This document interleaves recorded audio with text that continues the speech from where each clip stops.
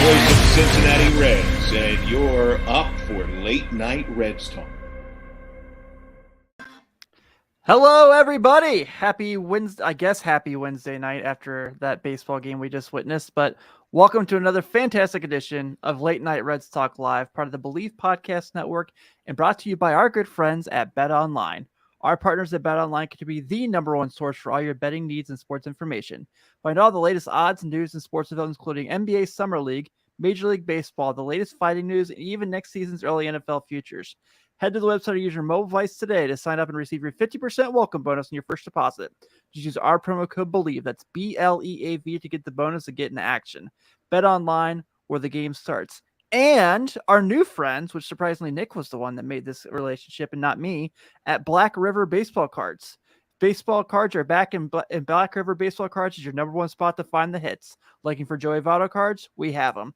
Tyler Stevenson, Luis Castillo, or Barry Larkin? Got those too. How about a Reds Law for a new collector? We have exactly what you're looking for. Black River Baseball Cards.ecrater.com has everything from vintage cards, color parallels, refractors, autos, relics, rookies, and more. And for Late Night Reds Talk Live listeners, Black River Baseball Cards is offering 10% off any order. Just go to blackriverbaseballcards.ecrater.com and use the promo code Late Night Reds at checkout to get 10% off any order. Terms and conditions apply. See website for details. Go follow Black River Baseball Cards on Twitter for more special deals at Black River BC1. With that being said, we can go ahead and start this week's show as it's Yankee week after we had Mets week last week. So we're just kind of knocking out the boroughs, I guess. I'm Tim Daniel, excited as always to be with our excellent panel. Our producer who puts it all together, Mr. Nick Kirby. Hey, what is going on? Happy to be here. Hey, a fun week of baseball for the Reds. Not going to let a 10th inning loss to the Yankees bring me down. I'm with you, man. I'm with you. Also joining us, former big leaguer who has pitched at the original Yankee Stadium. We'll talk about that later in the show, Mr. Carlos Guevara. What's happening, boys? How's it going? Stacey, thanks for joining us. Thank you for having me. Absolutely. And you hear her voice, one of the great people in baseball to follow on Twitter. You can check her out on Locked On Yankees 5 days a week, part of the Locked On Podcast Network. Also on Twitter at Stacey Gotsulias. This is Miss Stacey Gotsulias. Welcome to the show. Thanks for agreeing to come on super late in the night, but we're pumped to have you. I'm a night owl. This isn't late for me. This is early. Stacey is also one of the people I met through Locker Room that we've now had on the show, because I was in there with her and Jeff Carr one time on a random Thursday afternoon. I think we were just talking baseball, and I was like, all right, we're friends now. Cool. So now we are all doing pods together and stuff. And obviously the second of a 3-game set tonight at Yankee Stadium, where the Yankees pull a 10th inning victory, 7-6 against the Reds. We do have the Reds having a 3 back-to-back homers in the second inning. But yes, the Reds do have their 5-game winning streak snapped. Last night, obviously a crazy game where the Reds come back and win when they're down 3-0 in the ninth and score 4. Garrett Cole, even when he's awesome, still can't get wins against the Reds. Still holding that strong to that. So obviously, Stacey, it's been a pretty great year for the Yankees through 88 games at 62-26.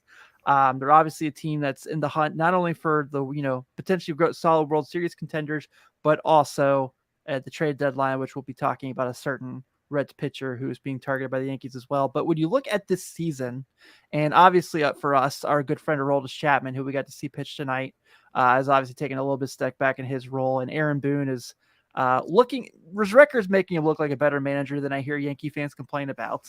But what is it about this Yankee team where it just seems to have finally come together? Because it's not like they spent a ton of money in the offseason, but they're the Yankees. So obviously, I know people were upset about their inactivity, but it seems like their inactivity has really kind of worked for their favor so far. So far, yeah. I feel like they've been good and lucky at the same time. There's no denying that they were good this first half of the season, and the things that they used to have problems with even in 2021 weren't happening. And Boone is one of those problems. You had jokingly mentioned how Yankee fans like to blame Boone for a lot of things. And the Boone losses have been few and far between this season so far. There have been a couple in the last few days, but just the pitching is overperforming. Both starters and bullpen, although the starters have been taking a step back. We don't know what's wrong with Luis Severino. Something was obviously wrong because his velocity was down from the jump, so it didn't look good to begin with in tonight's game. Jamison Tyone has taken a big step back. He had an 8-inning outing against the Angels about a month and a half ago or a month ago, and since then, downhill. So some of the things that were working for them when they were really on that roll, it's kind of hurt them in the last few days, but I'm not going to complain about 62-26 at this point in the season because no one would have predicted it. So you won't hear a lot of complaints from me about that. Yeah. And obviously the year Aaron Judge is having certainly doesn't hurt either, with already having 30 homers. Right. Well, yes, he's slowed down a bit, and I know he's had some lower body soreness is what they're calling it, which is why he's sat out a few games the last week or so. And it seems to be affecting him because he's not looking that great at the plate, and hopefully he'll get better. And maybe, I don't think he won't pass Maris in the home run race. I don't think he will, but he'll, maybe he'll be close to what he did in 2017 when he had 52. Well, 53, but they called one back. It should have been 53. They ruled it a double, even though it bounced off a fan in the stands. I've never forgotten that. So every time they mention Pete Alonso having more home runs than him because he got 53, it's like, no, Judge actually had 53. Yeah. We had that happen to us last year with Jesse Winker in Arizona. Remember that? The one that bounced off the chair? It's unbelievable. Some of the stuff that's happening with umpires and calls and stuff. I mean, we could talk about the home plate umpire tonight because he screwed both teams. He was brutal. He was so bad. Brutal. Unbelievable. And that Tripp Gibson guy against the Red Sox on Sunday night, calling 3 called strikes to Stanton. None of them were strikes. Just, the robots cannot get here fast enough. That's that's music to Nick's ears. So I mean, Stanton was getting screwed all night tonight too. Yeah. It's like, yeah, holy I know it's cow. not easy in to 3 be, at bats. Yeah, I know it's not easy to be an umpire, but when a ball, like the strike 3 to Gallo, wasn't even over the plate at any point, and he was so definitive with that call, like, yeah, let's strike 3. And I don't know how Gallo didn't, freak out more, but I feel like most umpires, if you've been in the league a while, like if you're a Joey Votto, a Stanton, a Judge, and you have a bicker about a call, that the umpire will give you the benefit of the doubt next time. Not Judge. But Judge didn't. Not Judge. They showed a graphic last week. In his career up to that point, since he was a regular in 2017, he had 433 balls called strikes out of the strike zone. And most of those were below his knees because they still can't figure out how to call the strike zone for a guy who's 6'7". It's like he's been in the league for 5 years. You have to maybe figure this out by now. I mean, what are they going to do the same thing to O'Neal Cruz too? Figure it out. Hopefully. Well, for you guys, hopefully, right? Yeah. Well, he'll probably be a Yankee in 10 years. So, Wasn't that funny though, seeing O'Neal Cruz and Aaron Judge standing next to each other? Because usually when you see Judge next to someone, it's like Jose Altuve, who looks like his child. And when you see someone who's eye to eye with Aaron Judge, it's pretty amazing. Yeah, it's like seeing 2 small forwards in the NBA. Yeah. Yeah. So I do have to ask before we get into the Luis Castillo talk. Obviously, being Reds fans, there's a special spot in our heart for Aroldis Chapman, and it seems like obviously he's not who he once was. The sharpness isn't where it was, but didn't look terrible tonight. Had a couple, had a base hit that you gave up, but is it just kind of his age is catching up to him in your eyes? Is it just like, because he's still hitting 99.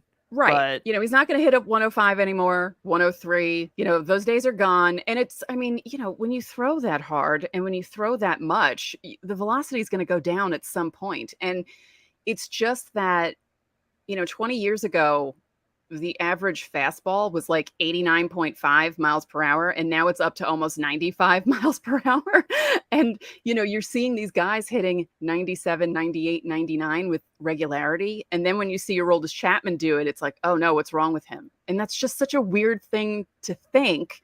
But, age is catching up to him. Usage is catching up to him. And if he can get a slider to work and, mix his pitches a little better, if the catchers can have him mix his pitches better. Clay Holmes's night last night was a very strange. He couldn't grip the ball. It was obvious from the first pitch he couldn't grip the ball, and he was having a little bit of trouble again tonight. But I think he'll be okay. He just might be a little overworked. I like Aroldis Chapman as a setup guy now, and hopefully Boone will keep it that way. But it's not a bad thing for a former closer to be a setup guy. No, not at all. Yeah. And as you said, he wasn't that terrible tonight, which was nice to watch for us because he's had some bad outings this season. So it was good to see him not be terrible. Because the Aroldis Chapman we know is, if it's the ninth inning and he comes in, it's like 2-1, you have no worries. Right. So watching Holmes last night was like watching Chapman in the beginning of the season. Yeah. All right. So I know one of the big reasons we wanted to have you on here is obviously Luis Castillo talk. We talked about the Mets last week as a potential target. Now the Yankees, obviously a target. You're seeing a lot of teams reach out. The Dodgers leaked yesterday as a conversation. Nick put up a thing on Late Night Reds on our Twitter account, Late Reds, where you can see his breakdown of an idea for a trade. But this is obviously probably the biggest name pitching wise on the market. You just talked about Jameson Taillon taking a step back. Not 100% certain what's going on with Luis Severino. So this is a name that obviously has to be very attractive to Yankee fans, right? Oh, yes. I mean, he has been for a bit, but now that, some of these things are starting to happen. But even before some of those things started to happen, it was always in the back of people's minds that the pitching wasn't going to stay that good and that maybe the Yankees, because a lot of people are calling for the Yankees to get an outfielder, but I think they should get a starter first and then worry about the outfield and trading away Joey Gallo. Get Luis Castillo first. We'll take Joey Gallo. Yeah. Joey I Gallo mean, that Castillo? ballpark, he'd have fun there. Excuse me? Speak for yourself, brother. If he had more than 2 months of control, maybe, but I don't know what he's going to do in a 90-loss season. That's true. That's very true. But yeah, so obviously, I mean, I know one of the things that's kind of been going around is that for Luis Castillo, the Reds have been checking out a couple of people that the Yankees have as far as prospects, including Anthony Volpe and Oswald Peraza. So, what can you tell us about those players as potential prospects for the Reds? Is the prospects kind of your thing that you can kind of get into, or? Well, luckily, I had our prospects guy on my show the other day, and he was talking to me about these guys. Now, my thing about Volpe is they didn't get rid of him to get any of the, they didn't sign any of the guys in the offseason. They didn't trade for anyone in the offseason to play shortstop. They traded Isaiah Kiner-Falefa, but that wasn't what everyone wanted them to do. And they were holding on to Volpe. And I don't think that he would be part of a deal for Luis Castillo as much as the Reds would want that, because the Yankees were so careful in not dealing Volpe and really making sure that he stayed around. Maybe Peraza. Our prospect guy was saying that maybe Jason Dominguez should be in a deal. Now, he's really young. He's still only 19, but he's having not a great time repeating high A. And he's not doing as well as people want him to. He's not as disciplined. And the prospects guy was thinking that maybe a change of scenery and less pressure would be better for Jason Dominguez, and that maybe he could be part of a package. I don't see Volpe going.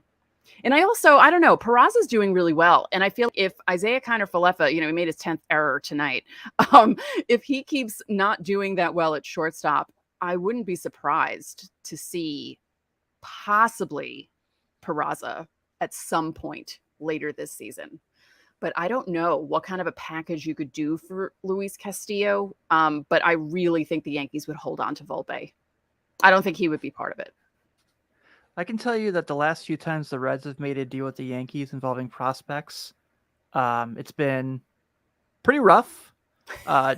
Trading Denny Nagel for Drew Henson, yes, the former Michigan Wolverines quarterback, is definitely a memory that I never want to remember ever again as a Reds fan. That was painful. Well, obviously, I don't really want to remember Nagel. Eric Chigilo. Yeah, that's true. For some reason, he left the Reds and it just kind of went like that. But obviously, the Aroldis Chapman trade, getting Eric Chigilo, didn't work out. So, maybe this is the one, Nick and Carlos. Maybe this is the one for the Reds, right? The last one was Sonny Gray. I mean, we're on a roll.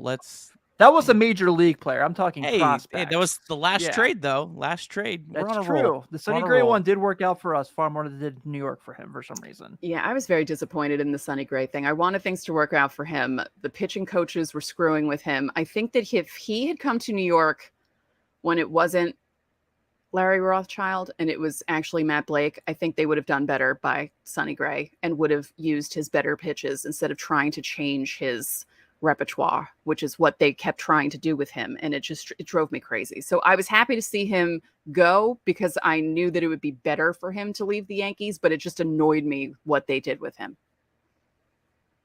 We liked him. We miss him. Yeah. That's my guy. I felt bad for him. I really wanted it to work out for him. And like I said, they messed with him too much. So. Well, Nick, Carlos, will bring you guys into the conversation here. Is there anything, Yankee prospect-wise that really jumps out to you? Any potential targets you like as far as a Castillo opportunity? Well, I just have a question about, like the Yankees strategy. Like, so Fangraphs has the Yankees as a 100% chance of reaching the playoffs. Like they're pretty much playing out the string the rest of the season to get to the playoffs. I mean, does that kind of change your mindset as a fan of the team, as someone who covers the team, in terms of wanting to get like a player like Luis Castillo when it's, pretty well wrapped up, as opposed to another year where you're going to have to really fight to the finish? Oh, no. I want it to be like those years when Cashman would pull off these crazy, like weird trades, like when the Yankees got like Jose Canseco and Glenn Allen Hill. I was like, what are you doing? But then it worked out. I want that again. I don't care that they have 100. I'm burned by 2004 still 18 years later. So I don't trust anything. And I don't care that they have 100% chance. I want to step on people's throats. So I want them to do as much as they possibly can to make it 1,000% guarantee that they're going to make the playoffs. So they need a starter. They need to get Luis Castillo. I don't care how Brian Cashman does it, but he needs to do it. And the outfield, I don't know, Hicks with that they say is a contusion on his shin last night, but I was at a game 6 years ago and Mark Teixeira did the same thing and he ended up having a broken leg. So, I feel like outfield and starter is what they need to do. And there's no amount of, they're going to make the playoff. No. I've seen too many teams choke, not Yankees necessarily, but I've seen other teams choke. And no, I don't trust it at all. Is there anyone else on the Reds' current roster that you would be interested in, either as an addition with Castillo or as a separate deal? I know guys floated have been like Tommy Pham, Brandon Drury, Kyle Farmer, Donovan Solano. I want Drury back. I do. I like him. Not Tommy Pham. I'm afraid of him. I really thought he was going to hit the umpire tonight like 3 times. I'm terrified of him because I know he likes to slap people and I just know. But Brandon Drury, sure. That would be fun to have him back. Solano, sure. I don't know, man. Pham would fit really well in left field. You know, True, but I mean, don't I know. understand all the other stuff. If you would guarantee best behavior, he would be a great fit for the Yankees with the short porch. True. He'd play a really good left field defense. Yeah. Yeah, left field is tough. It's funny because people always talked about old Yankee Stadium left field. And, I had been to some games seeing guys try to navigate the left field in the old stadium. And, the new stadium is just next to it in the same position. So the sun is in the same place and everything. And yeah, it's tough playing left field in Yankee Stadium. People don't realize that until they do it. And then they're like, yeah, no, it's not fun. But yeah, I mean, if you can guarantee good behavior, then sure, why not? Tommy Pham. Tyler Naquin, our guy Reds in 4, he'd be another really good one. I mean, I think he'd be like a nice upgrade, probably over Gallo. At this point, I'd be an upgrade over Gallo, and I'm blind in one eye and probably wouldn't be able to hit anything. But I don't think Naquin would probably cost very much either. Oh, poor Plus Gallo. That short porch, him, yeah. Yeah, that's a good point. He'd be a good.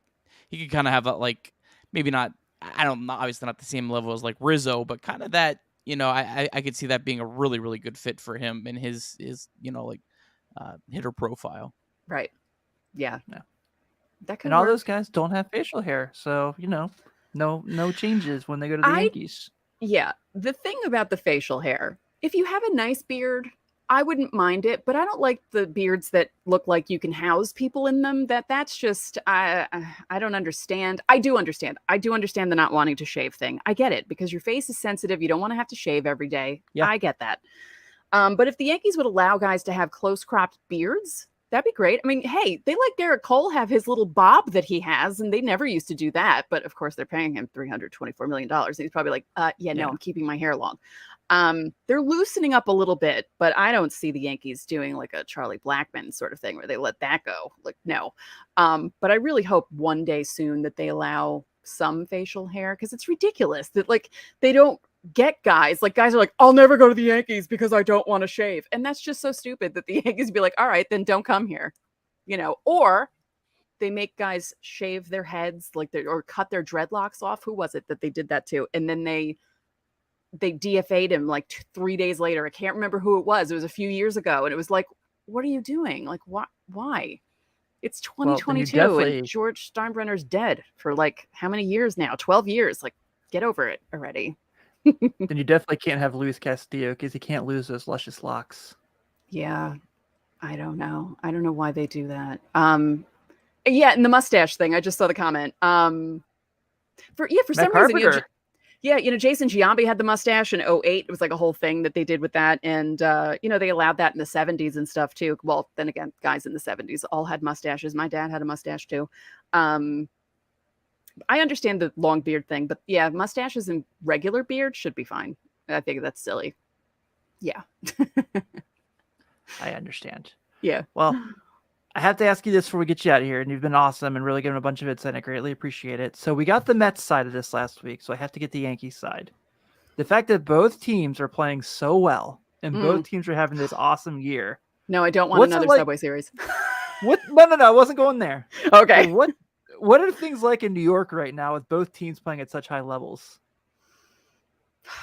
It's fun. I mean, I'll say that, there was that one cool stat, but before the Angels fell off a cliff, that both New York teams and both LA teams, I mean, technically, whatever, were in first place. And now the Angels they literally fell off a cliff, and that's not true anymore. But it is fun for both teams to be good. They're playing soon too, after the All-Star break. So that'll be nice and fun. But I was posed that question, would you want a Subway Series? No, I lived through one. I don't want to live through another one. No.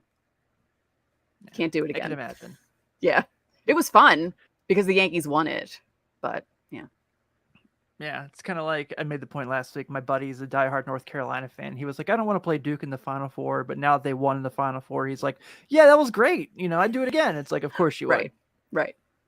Yeah. Well, this has been so awesome. You're one of the guests I've always wanted to have on here, so I really, really appreciate you giving us a few minutes of your time.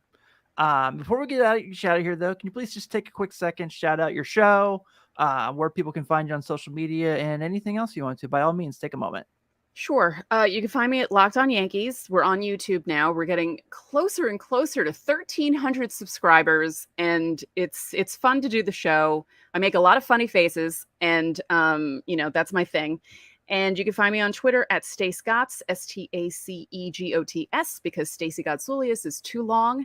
And if you like cats, I'm on Instagram at SRGotts, and that's usually what I post, my cats, because I have a lot of them. So that's where you can find me. Well, perfect. Well, if this Luis Castillo trade does in fact happen to the Yankees, we'll circle around and we'll make this happen again. Okay. Thanks again for your time, Stacey. We appreciate it. Okay. Thank you for having me. Thanks, Stacey. Thank you. Bye. All right, so that was a really fun interview. Really excited to have her on. Let's kind of talk real quick. So obviously, tonight was a bummer. Obviously didn't go the Reds' way, but this is a team that was just on a 5-game win streak. Like Nick said at the beginning of the game, obviously you never want to see a wild pitch go there, but with a young pitcher like Alexis Diaz, a young catcher like Tyler Stevenson, that's going to happen. And won 5 in a row. We got the Andy Sabo thing to happen. We started it here, and now it's going to happen, tomorrow night on Reds Live. But the way this team was playing, the way they were finding ways to win, last week having 4 walk-offs, last night, like I said, being down 3-0 in the top of the 9th and scoring 4 to win. I think this kind of goes to what we've been trying to say all year, in the sake of, obviously this team is not going to make some magical run at the playoffs. We know they're going to be sold at the trade deadline. But when they're fully healthy, all 26 or 28 guys are there, depending on what point we're talking in the season. A much better baseball team than their record says they are. Yeah, I mean, this was, you kind of saw some of the team that we thought coming into the year, with the lineup. It's a competitive lineup. It just stinks they were, 3-22 and buried. I don't know, a positive spin is maybe we look back on this in 6 or 7 years and the Reds get some big hauls at the trade deadline. And, maybe they would have been a fool's gold into July and, been 3 games over 500 and not sold, and then, tanked in the second half. So, I don't know, but it's been fun to see. And I guess it's really been fun that so many of the contributors have been younger players and players that are going to be here for, we hope, the long haul with Senzel and in India, finally coming around. So, yeah, I mean that part of it's been fun for sure. It does feel like with the India thing, it seems like the bat's kind of coming back slowly but surely. I know he didn't have the greatest night at the plate tonight, but yeah, Dylan Rushman can't wait for the Luis start tomorrow against the Reds. That's pretty funny. I like that.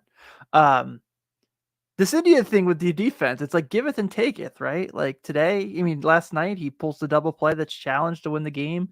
Today it looks like an easy double play that he doesn't turn and leads to Mike Minor having a rough inning. Carlos, obviously as the pitcher, I know you kind of have to trust your defense to back you up there, but when these, with India, we've been talking about this forever, for 2 years now. He has the flashes where oh man, he could be a really good defender. Then he has I don't know if it's lack of concentration or what, but we see stuff like we saw tonight. I don't know, man. I get the sense that he's probably better off at third base. He's got a strong arm, and I don't think his range is all that great. I think if it's better as a third baseman, but those kind of plays happen throughout a season, throughout a game. You just got to kind of try to deal with it and move on to the next one. But overall projection with guys that are coming up, I don't know. I think I might pencil in Jonathan India at third base, and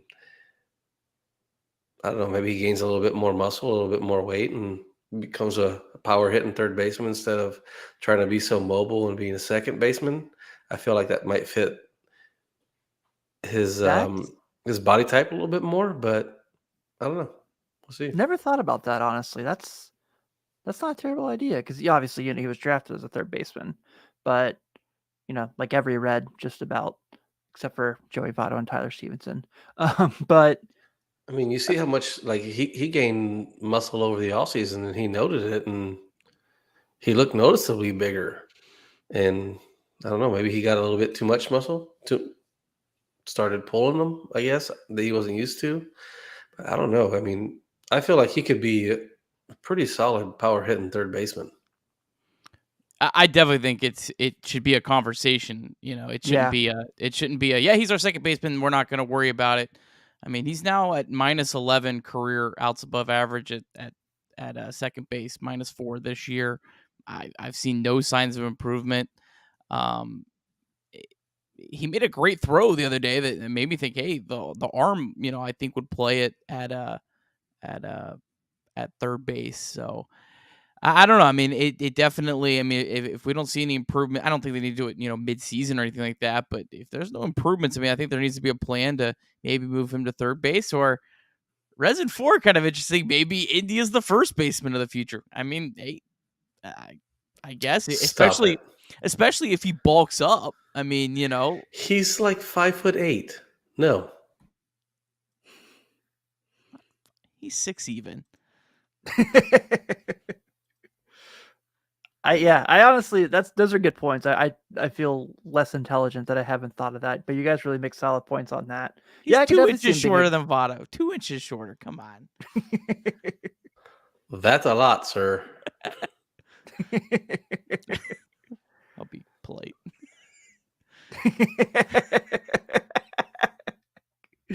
Time and Go place. wake your wives up and ask if 2 inches is. Whoa! Hey! All right. Oh. Late night Red Talk getting a little frisky here. Whoa! Oh. Seriously, go ask him. I'll wait.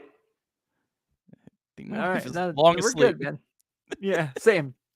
So before we kind of get into other conversations, I wanted to make mention real quick.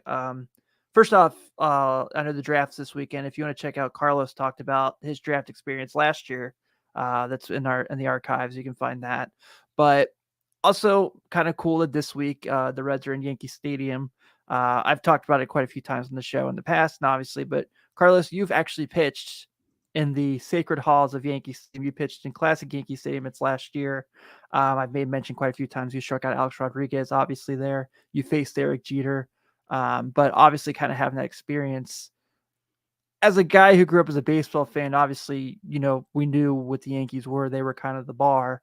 And, especially our age group, they were winning World Series, just felt like yearly at times. Did you kind of get that aura and that vibe in that when you walked in there for those to pitch those games? Oh yeah, the first time that we went out there, it was just for pitcher stretch, and you walk out there and you don't really think much of it.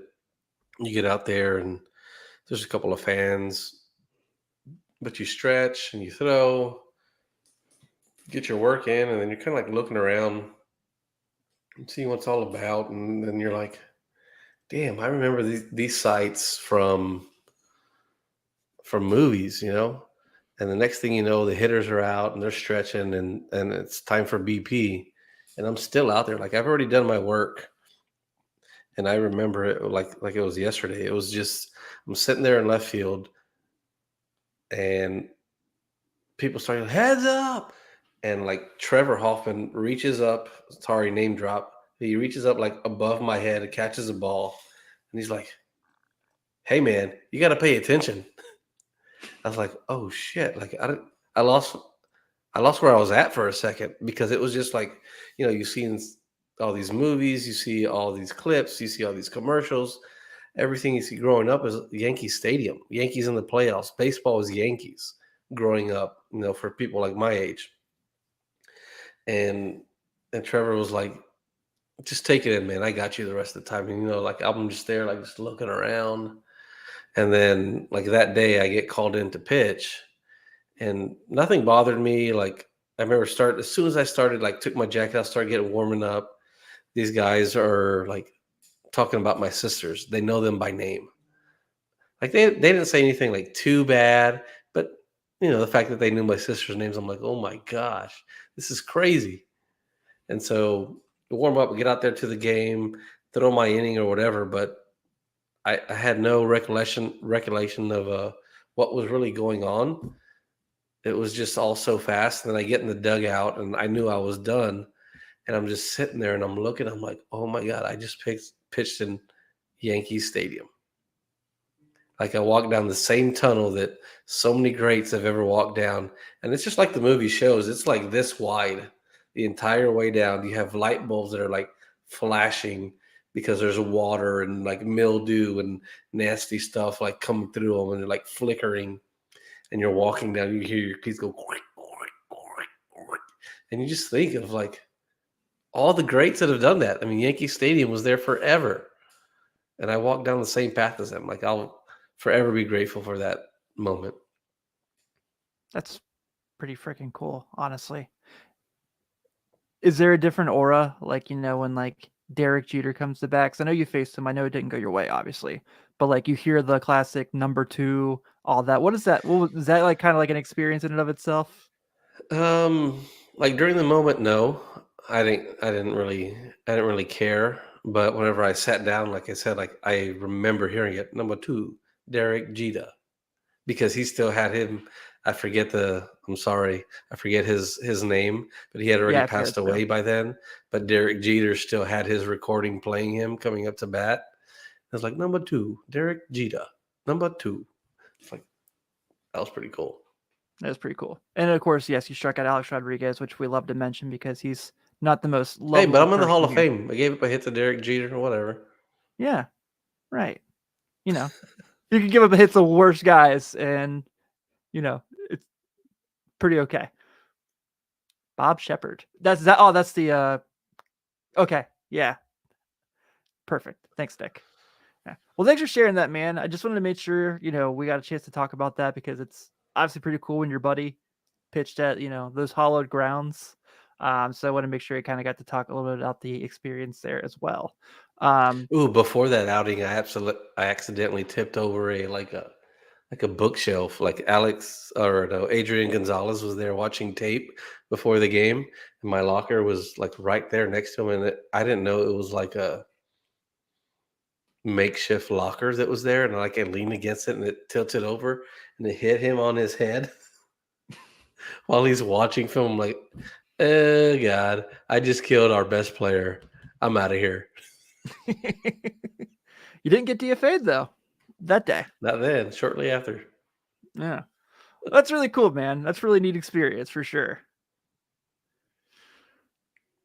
Let's talk a little bit about Luis Castillo, folks, making the All-Star team for the second time.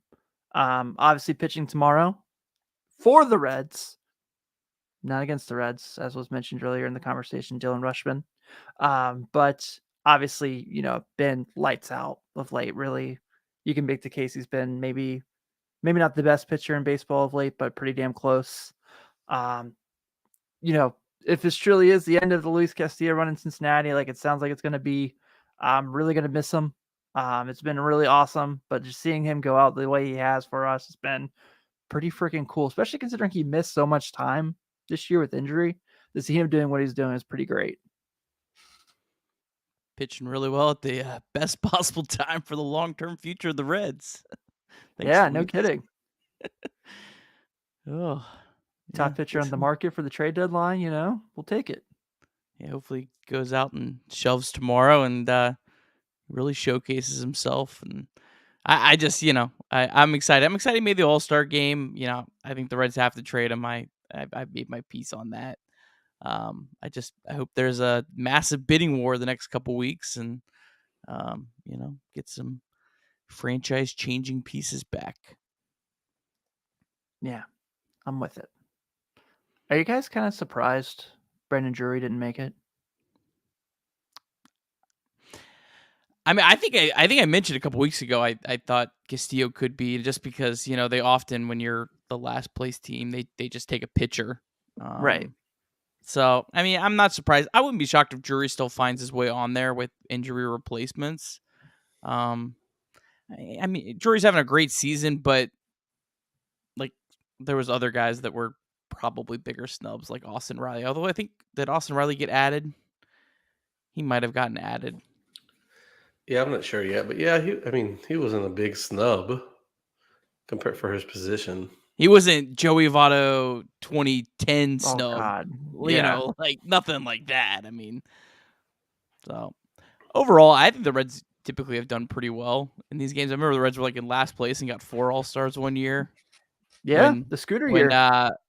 Matheny was the manager, which was just even more bizarre that the Cardinals guy selected a bunch of Reds. Yeah. What was the year Tony La Russa didn't select Brandon Phillips and everyone was like up in roars and everything? That was pretty funny. Was that 11? I don't know. But Brandon Phillips, man, he didn't make enough All-Star games, did he? Yeah, right. Yeah. Man, but he did cool things between his legs when he was fielding balls, Dick. Didn't you know? Magical. Yeah. Man, sorry, I had to get the joke in. Okay, so John Boy posted this. This is a good list. See? Yeah, because I didn't really realize this. Peraza, the second Yankees top prospect at shortstop. Overall, his numbers don't look that good. I didn't realize he's really been hitting well the last 28 games. I mean, that's almost 1,000 OPS. And I know he's a really, really good glove shortstop. So I don't know. I mean, definitely like Volpe a lot better. Definitely seems like the better player. But this guy's only 22 years old. At AAA, so I mean that's interesting. I like the 19 steals. Big fan of that. Yeah. How many bunts? Oh, that's a good question. I don't know. Hopefully it's all home runs or bunts. Yeah. That's all we want. Yeah. Especially the shift's going to be a pie now. Didn't you hear? It's a slice of pie now. Is what the shift is. So you got to stay within the pie range. Yeah. Let's talk about my guy. Let's talk about some Nick Senzel action here, guys. How about this? He's back, kind of. But he's hurt again. Kind of. Yeah. That was weird tonight, wasn't it? Where it's like he comes in the pinch run. I know he gets thrown out, whatever. But then he plays the outfield and then he doesn't hit. So it's like kind of. No, it was not weird. It's because his back is hurt again. It's not weird. No, this is normal for Nick Senzel. This is Nick Senzel. Please stay healthy, man. I know that 173 weighted runs for the last month and 444. Not with that attitude. Yeah, we can't have nice things. Man, so many things are just fixed with the good Nick Senzel. I mean, I know, man. So many.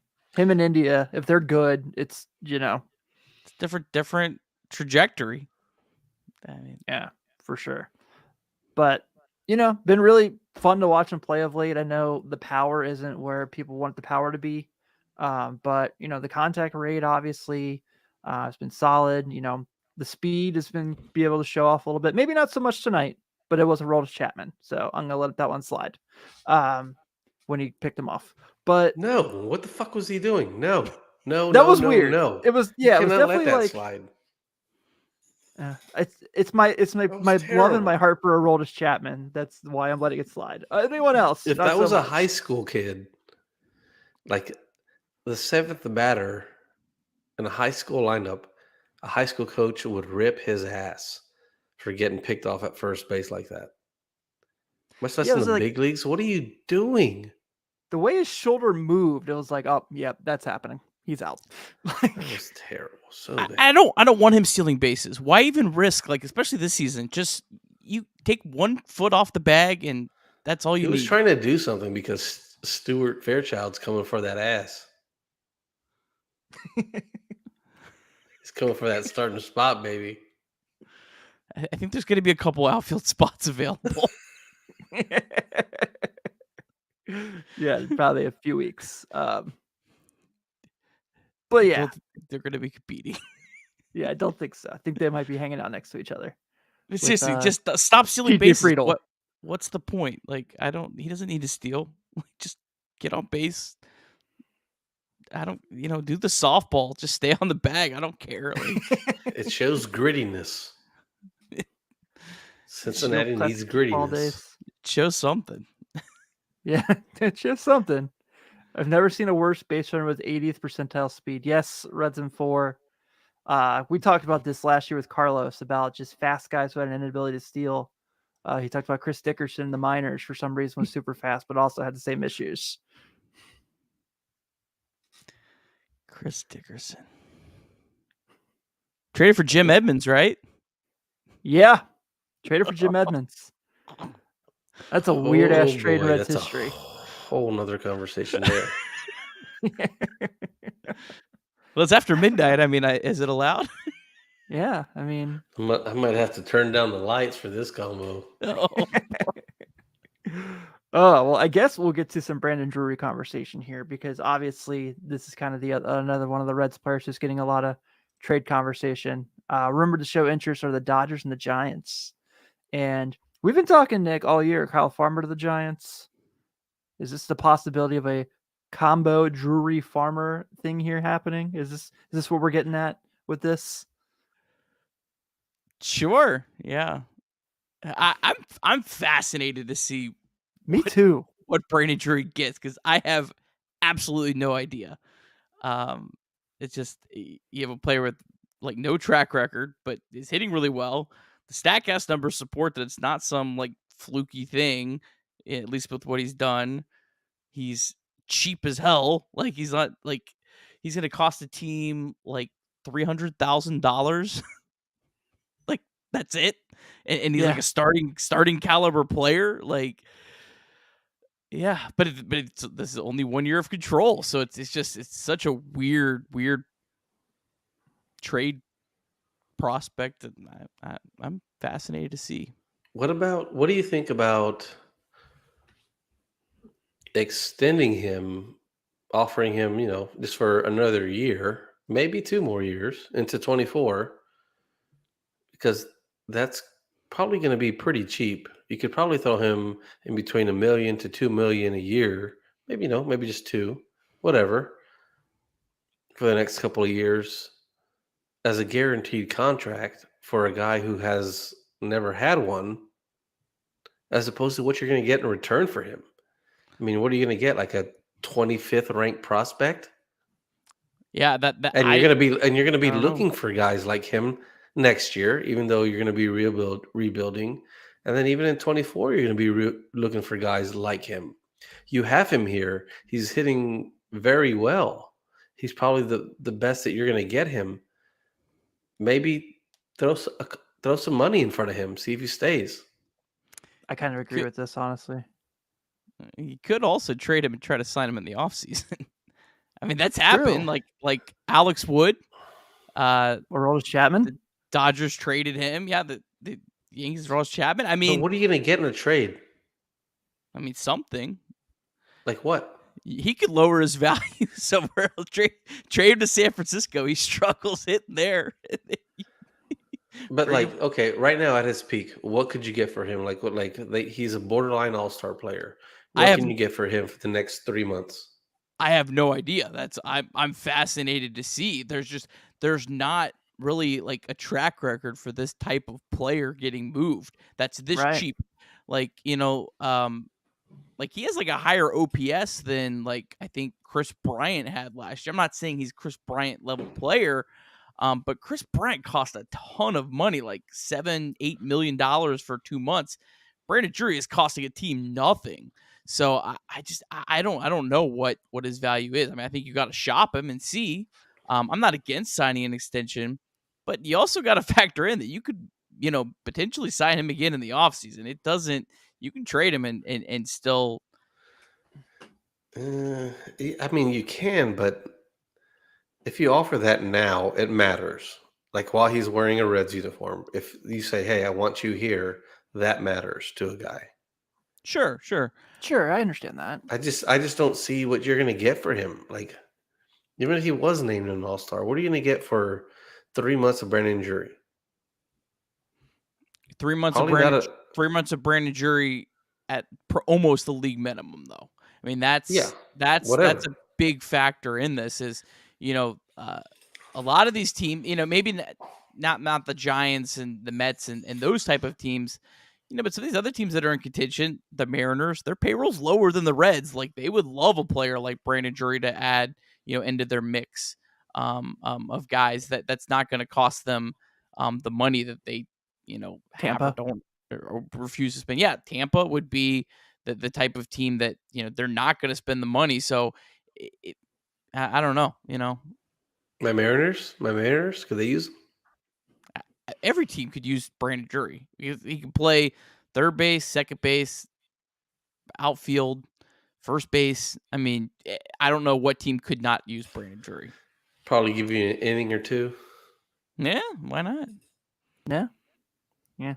Reds and 4 commented, the Cubs got a top tier prospect for a half year of psychotic Javi Baez. I think Drury can return something significant.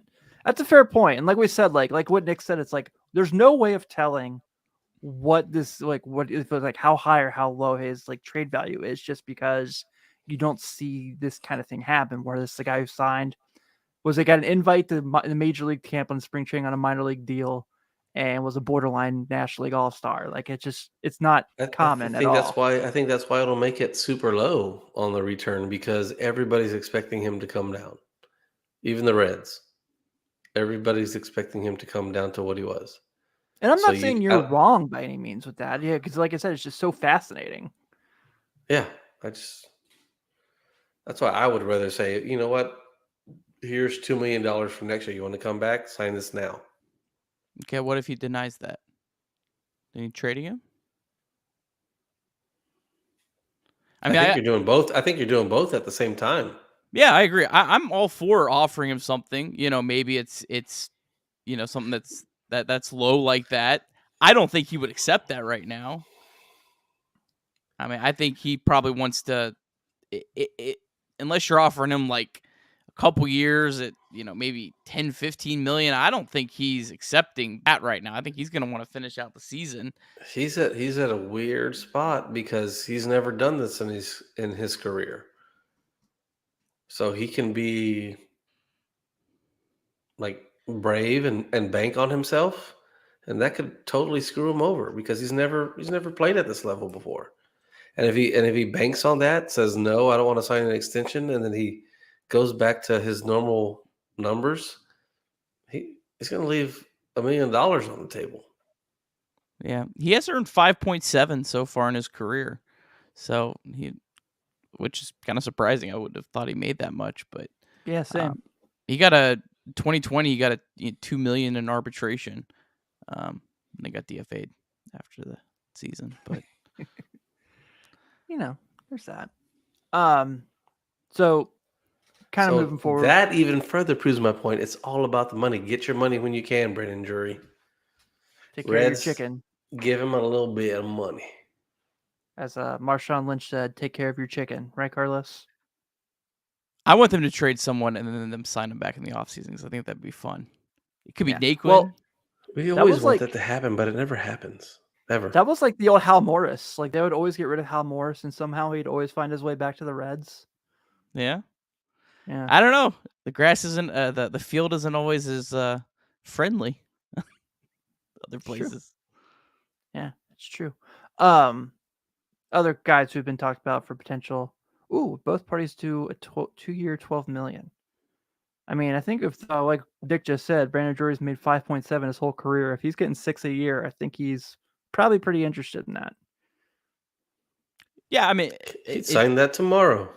I would sign that. I would sign that under the assumption that he's only bringing back like a 25th prospect. If he's bringing back, teams like, 10, 15 range, I don't know. I mean, I think I'm trading him and I'm cashing in on it. For sure. I'm with you on that, but I don't think he brings back anything near that. I say it probably split the difference. He's probably like right around like the 20th best. But again, not every farm system's equal though. So yeah, that's also true. Fascinated to see. I really have no idea. So feels like it's gonna be Tampa. None of us do. Castellanos probably ruined teams wanting guys with the crazy GABP road splits. Well, Red Scout 21 Cincy, that's a great conversation because we're starting to talk about a pitcher who seems to have those conversations quite a bit, and that's Tyler Mahle. He was throwing in Cincinnati today. David Belsey's on track to pitch one of the first 3 games after the All-Star break, which, hey, the 3 of us hanging out together at those games. Find us. We'll say hello. We'll take pictures. We love you guys. Please just start Ladola one of those games. Please. Yeah, seriously. Come on. Do it for me, David. So you're So gonna sit in the stands and watch yeah. baseball? Yeah, like if we go to the game, you're gonna sit there and watch Lodolo pitch. Of course. That's typically why I not? go to a baseball game. I'm gonna be walking around, grabbing beers, some nachos, maybe ice cream in a cup. Well, if I'll we're be sitting where you following say we're Stack sitting, you have a private like bar and concessions area. So, and they also bring the food and beer to you on the phone. You can request it. Oh shit! Yeah. I got you, fam. I got you. So transition. Thanks, Resin 4. That was one of my fighter ones. This is what happens when Tim doesn't fall asleep before the game ends. So you're welcome. Okay, back to Mally. So we've talked a bit about him being a name that comes up for being traded quite a bit. Carlos has spoken out. I don't know if he's done as much here. I know he did on Twitter. He has in text message with us that, as if this team's planning on getting better and being good in, 24, like the target year when they're going to be really free of salary cap space and so much under the cap. Maybe this is the guy you keep. Maybe this is the guy that's your ace and starts opening day next year. And I'm not against that. I've had my frustrations with him, but it seems of late you've seen kind of how good he can be when he's on. And so, Carlos, I know you're kind of been the captain of Don't Trade Tyler Mahle, and I've been, a little bit behind you. I wouldn't say co-captain necessarily, but I'm with you on it. What about him that kind of makes you, I don't know, is passionate to keep him the right word, or? No, it's just security. Like these 3 starters, the rookie guys that we have there, you don't know what they're going to be like in 2 years. You hope they keep progressing, but they might not. They might regress. You don't know. And someone like Tyler Mahle, who's been around for a little while, you know what you're going to get from him. Even though his numbers have been, bad at home, you got to put the whole package together. He's a solid pitcher. He's a number 3 on a playoff team. And if the Reds are going to be a playoff team, he's not going to be their 1 or 2. He's not what they're planning to be, the 1 or 2. They're planning on Lodolo and Green, possibly Ashcraft to be those top 2 guys. So, but he's that guy that you need around. I'm not saying offer him the bank, but offer him something to stay here. And if he doesn't want to, then you can trade him. But someone like him to keep around, I feel is vital, because you trade him, you trade Luis Castillo. Who are these pitchers going to learn from? You just stick around and you listen to a coach the whole time. That's not going to get you anywhere. You need somebody who's been there, been in the trenches, and knows what they're talking about. And the day after they start, you can sit there and on the stretch line and talk with them and see what happened. If he's gone and Castillo's gone, who do you have to teach these guys? There's nobody in the starting rotation that's going to teach them. Mike Minor, I guess, but Yeah, I don't know. I think that's a pretty big deal. So if I'm the Reds, I'm trying to keep Tyler Mahle. He's younger than Castillo. He's going to be cheaper, and he's going to be a solid starter. To have a solid starter in your 5-man rotation with a bunch of question marks, I think that's kind of a wise decision to make. Yeah, there's no question in my book, if I had to choose between Luis Castillo or Tyler Mahle with all the factors of age, Mahle probably being cheaper still, even though he's younger, I would absolutely 100% have Mahle ahead of Castillo. It's not even close in my book. You look at some of the, like advanced numbers. Mally's ahead of Castillo right now. And again, some of those, some of the things that Luis Castillo does, have kind of outpitched some of the, like the fielding and independent pitching and things like that. over the last couple years. But I think these guys are a lot closer than a lot of people think. So I'm all for that. But there's so many factors with Tyler Mahle. Number one, would he even want to re-sign here? I don't know the answer to that. He has struggled at home. He is a guy from the West Coast. I don't know the answer to that. See, that's first and foremost, is would he even want to re-sign here? And then, I mean, the second part is what are teams offering for him? If they're offering big hauls, then I don't know. I mean, I think it with pitchers, when you can cash in, it's probably the best decision, in my opinion, just because of, a lot of the injury risks and things like that. But again, it's really hard to know for sure the direction the Reds should go one way or the other without really knowing those two factors, for me at least. MLB trade rumors just say Giants and Dodgers are really interested in Drury. Yeah, we had a slide. Let's see it. Let's see it. It just came up 12 minutes ago. I just saw it. I kind of figured that. Yeah, the Mike Minor part of it, being the guy that kind of teaches them, is kind of, well, I don't know, Nick, you had that trade on our Twitter account yesterday that got everyone up in arms about David Price coming to Cincinnati, so. It's a good... Stop that. Stop it. It's a good trade offer when you got both sides pissed at you, so. Not only that, you had people who were like Astros fans, like, were coming at you, like, were like, I'm so glad, like, I was like, damn, like, my phone, because I have our stuff on push notifications, not anymore after that, Nick. So how dare you make a suggestion that the Reds eat 22 of the 26 million? How dare you? I was like, you didn't even listen. Like, Price costs more than the Moustakas $4 million that you would save. Like, but whatever. I was like, oh god. I was like, I need to get away from this for a little bit. Yeah. I'm all team keep Tyler Mahle too. Unless something fantastic happens, like they can get some elite top tier prospect to have him pitch in a bigger park. Keep some sort of veteran, because I'm afraid of what they'll bring in to be a veteran. Yeah, I agree. I really agree, because I don't know. Like, you look at like the Pirates, who's like their veteran pitcher. It's like you don't want to be in that situation, and I don't know. Maybe the Cubs will keep stinking too, and Kyle Hendricks can come to Cincinnati. Is that a possibility? Can we do that? So you have like a 50 ERA. Great American Ballpark. Yeah, well, that's true. I guess he wouldn't have to face Aquino though. So right, yeah, or Votto. Speaking of Aristides Aquino, league, we're on our transition night today. I thought he got it up. DFA'd option to. Oh no, he's back. He's back. Here? 2 Out of walks. necessity, he's back. 2 walks tonight in his Louisville rehab debut. Great performance from Aristides this evening. Jake Fraley had a walk in his return. And Justin Dunn is inching closer. I'm assuming they're probably going to try to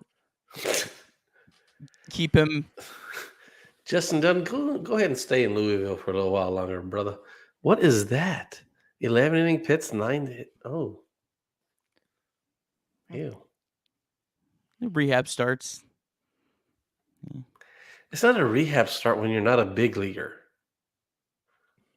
Justin Dunn is not a big leaguer. Did he pitch an inning in the minor leagues last year? I don't know. You're asking the wrong guy. He did not. He pitched the entire season in the big leagues. And what was his numbers? Last year? 3.75 ERA. For real? The that boy good. The Statcast numbers were rough. He actually hasn't pitched in the minor leagues since 2019. Although I don't know, 2020 he pitched 45 innings, 10 starts. Now, that's pretty close to the full season, right? It's 1 out of 6 games, right? Yeah. So I mean, so realistically, he's been a major league pitcher since 2019. He's just had some injuries. So Shows what I know. Lucas Sims, he gone. Yeah, out for the year. Connor Overton, though, trending towards Yeah. coming back when we get some pitchers shut Stop down. He's going to My finish out guy? the season. My guy, CO. I'm here for a Connor Overton September 25th no-hitter. Yeah, against the Pirates because he kicked their ass the games he pitched against them this year. Let's do it. Yeah. You Yeah. guys. Gotta have something positive to talk about here, Carlos. Obviously, besides our good friend Ellie De La Cruz, who continues to shock people. So I gotta mention this real quick. I had a buddy who went to the Dragons game last weekend. I think it was last week of the week they were in town for their 37 games in a row. And he was like, "I'm here to check out Ellie De La Cruz. I'll text you my thoughts." And I said, "Okay." He goes, "Well, yeah." He's like, "He made 2 really good defensive plays, had a couple looping liners." And he goes, "He's fast as fuck." That was the scouting report. So, as we're seeing, sorry for my language, but it's after midnight, so I think we're okay at this point. But just in case, I'm just quoting what was text to me. But yeah, 361 on base, 610 slugging. That OPS is very sexy. 2020 season so far, and homers and stolen bases.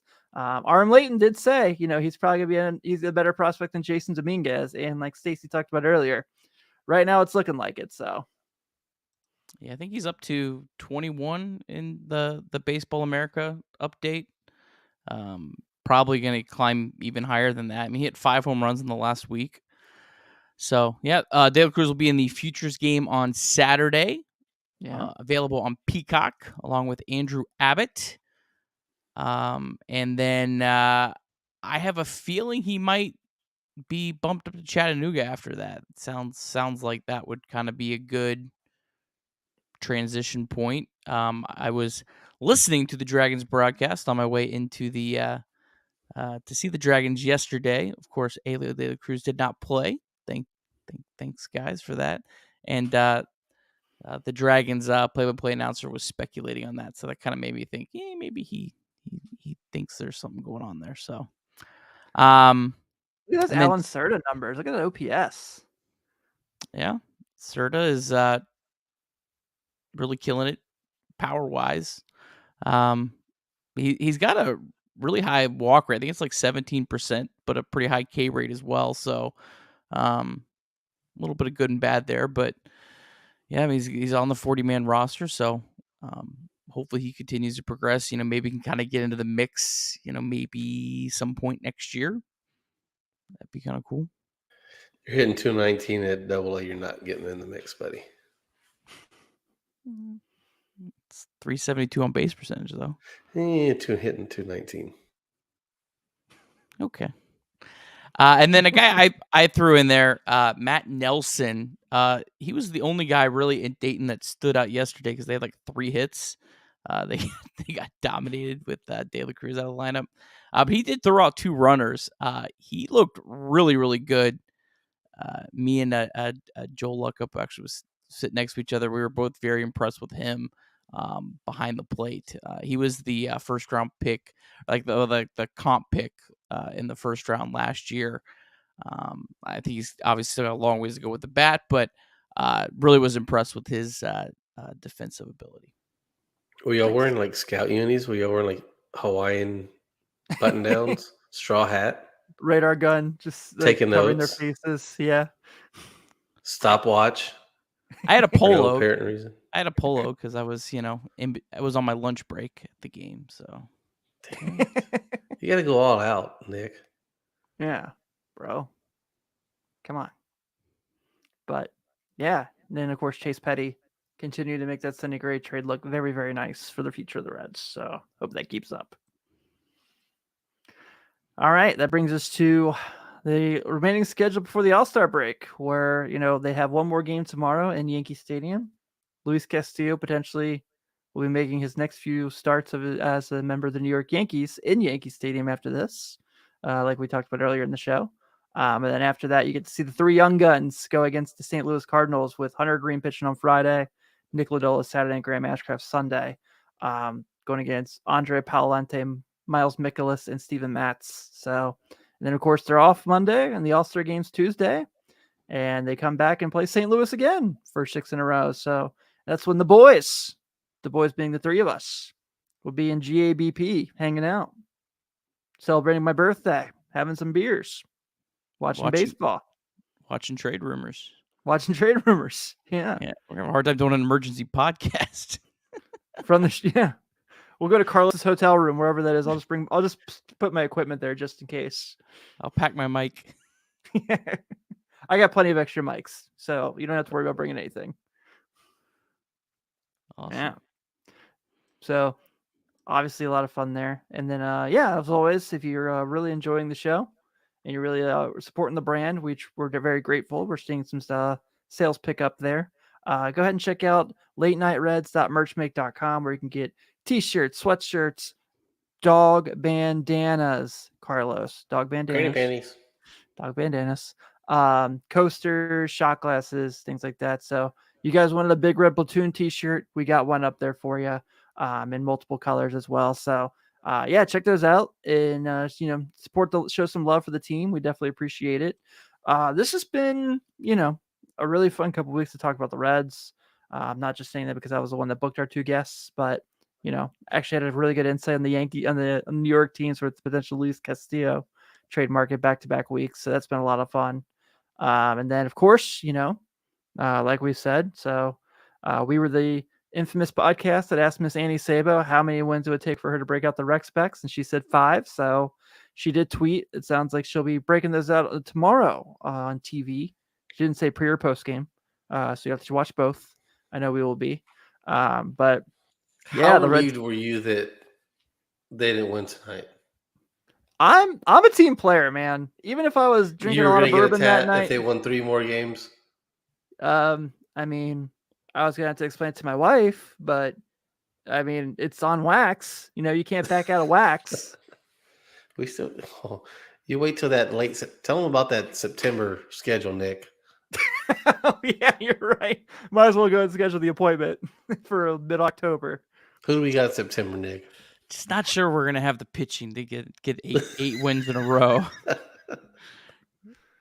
Connor Overton can't start every night. Gets the Pirates when they play them 7 games in a row. Yeah, but we're gonna go and close this out. Thanks for tuning in. After I forgot what it is like to have these 7-10 games instead of these 640s. Not a fan of it. For 640s, not gonna lie to you. I hate 640. Do you? I don't mind it on the podcast nights, but yeah, during the wait till you have some youngsters running around. You won't appreciate 640. Well, hell, you got the Guardians playing at 610. I mean, I'm up there. I can only imagine what that's like. So, yeah, not great. But thank you all for tuning in. Thanks to our guest, Stacey Gotsulias. Be sure to check her out if you want to get some more Yankees trade talks in there as well. And of course, check out our friends at Bet Online. Use our promo code BELIEVE50 for that 50% welcome bonus. Take it easy, everyone.